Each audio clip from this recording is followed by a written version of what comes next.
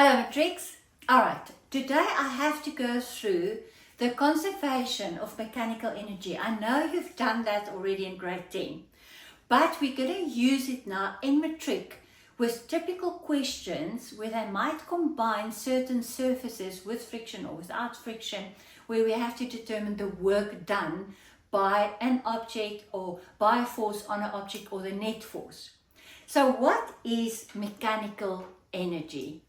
Mechanical energy equals the sum of your gravitational potential energy plus your kinetic energy. And if you remember correctly from grade 10, you can determine your potential gravitational energy. You can work out by the mass times gravitational acceleration times the height, always directly down, plus kinetic energy half mv squared, your mass in kilogram and velocity. So that is mechanical energy. Now what does it mean to say the conservation of mechanical energy? That is a law, and that law states that when the mechanical energy in an isolated system will always stay constant. So let me explain by showing you an example. So let's say I pick up my pen from here to here. Okay, so I've lifted direct height of, let's say, 2 meters. Okay, and then I'm going to keep it there and now just drop it, and it's going to go down and it's going to hit the ground, and just before it hits the ground, what will be the final velocity? Now, if my pen is operating in an isolated system, what does that mean? It means no external forces, no air resistance, no friction. Then we can say, so let's say I take my pen, this is my zero gravitational point, and I'm going to lift it up to 2 meters height, direct height. I'm going to keep my pen here, so my initial velocity equals 0. Let's say my mass of my pen is 1 kilogram. Okay, very heavy pen. Okay, and I'm going to drop it, and as it drops, what's going to happen is my potential energy, because it's got energy at that stage because of its potential energy. No kinetic energy. Why not? Because it's standing still. And kinetic energy is the energy of movement. And because I'm keeping it still, no kinetic energy. But as it's going to start to fall, my potential gravitational energy is starting to convert in kinetic energy.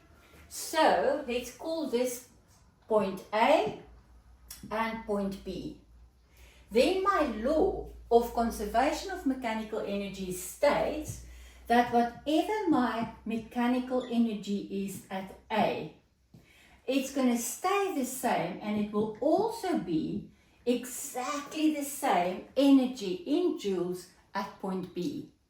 So how do I determine the energy at A? Mechanical energy is the sum of my potential plus my kinetic energy. So it's going to be mgh plus half mv squared, and here it's going to be the same, mgh plus half mv squared at B. So, and they did give me the mass, so the mass is 1 kilograms times 9,8 times 2 meters height plus, because of my velocity initial there is 0, 0 kinetic energy, so I'm going to have 9,8 times 2, what is that? I think 19,6 joule. That means that my total mechanical energy at the bottom is also going to be 19,6 joules.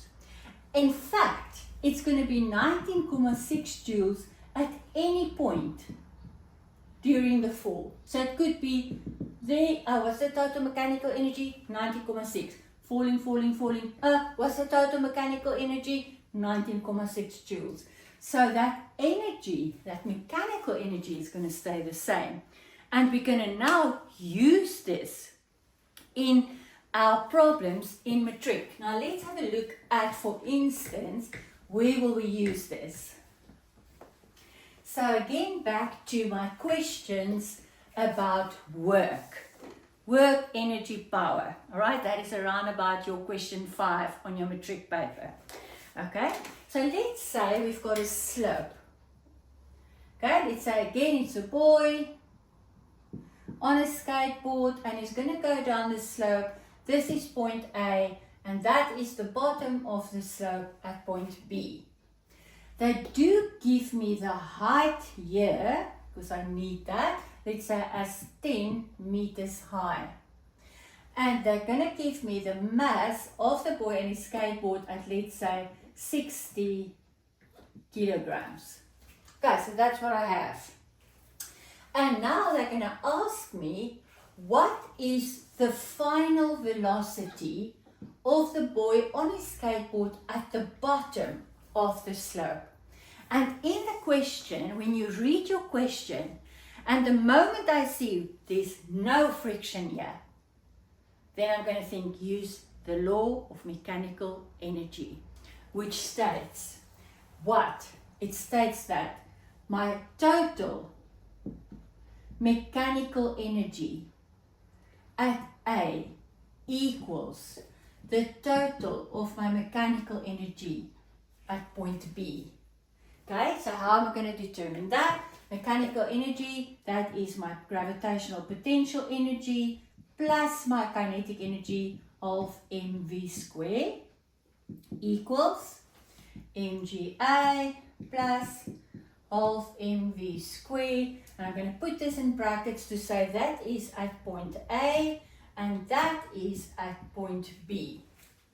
Now I just want to warn you guys, when we mark your papers, you only get your formula mark for both of these. So you can't just write that one and you can't also just write that one. You have to have both.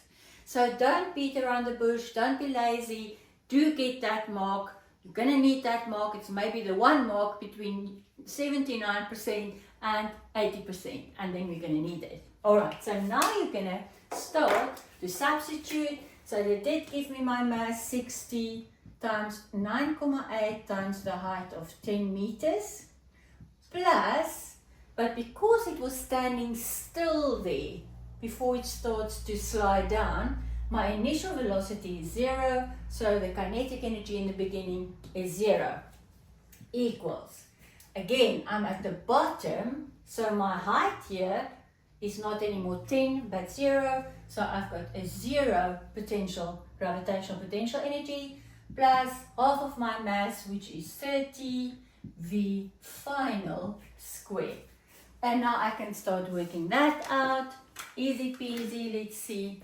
So it's going to be 60 times 9,8 times 10. Up. It's going to help if I put my computer on. Times 10. Divided by the half of the mass, I've got that already as 30. Divided by 30 equals, so V final square equals 196. So my final velocity, let me just quickly check that.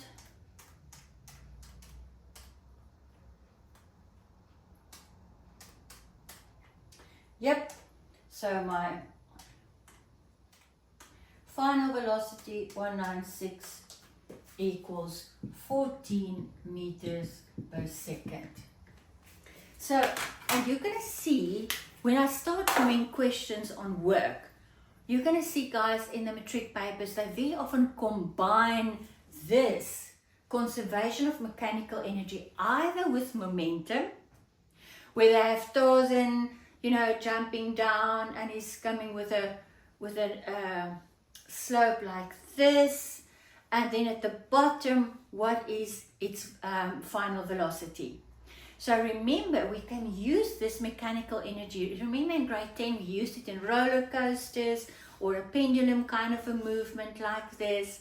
So then I'm going to first work out the final velocity by using the mechanical conservation law. And once I've got my final velocity, it's going to hit, so there's going to be a crash. It's going to, let's say, grab Jane, that's going to be the crash. So it's the crash, the momentum before equals the momentum after. So there they could combine it with momentum, but they could also combine it with questions of work. Now the moment there's friction involved, then I'm going to look at my formulas of work. So either my network, or you're going to see my non-conservative or conservative equals my change of potential plus change in kinetic energy formulas. But if there's no friction, I'm going to use this one. Right? Anyway, believe in yourself, you can do this.